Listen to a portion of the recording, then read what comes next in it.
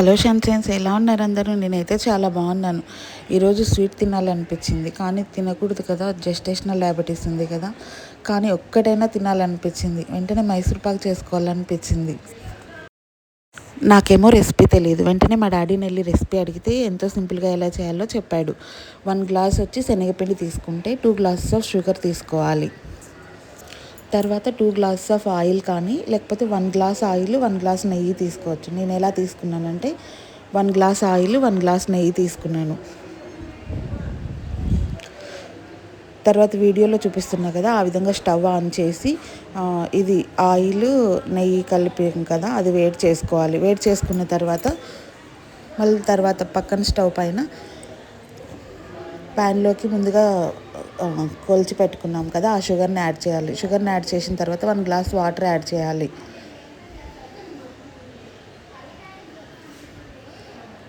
తర్వాత పక్కన ప్లేట్కి నెయ్యి పూసి పెట్టుకోవాలి ముందే.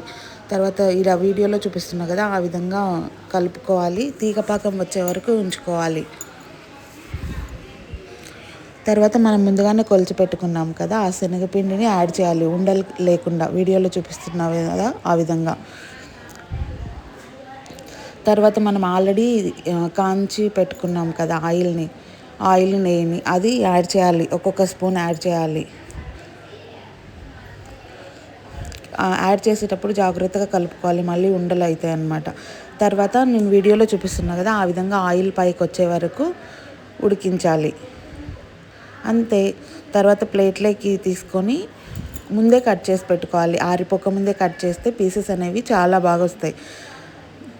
ఇలా ప్లేట్లో వేసి ఈవెన్గా స్ప్రెడ్ చేసుకొని తర్వాత కట్ చేసుకోవాలి. ఎంతో ఈజీగా చెప్పాడు, కానీ ఇవన్నీ నేను తినలేను. ఓన్లీ 1 పీస్ తింటాను. చూడండి, ఇలా కట్ చేసి పెట్టుకోవాలి. ఇలా కట్ చేసి పెట్టుకుంటే ఆరిన తర్వాత ఈజీగా వస్తుంది. అంతే, ఎంతో simple and easy Mysore pak recipe.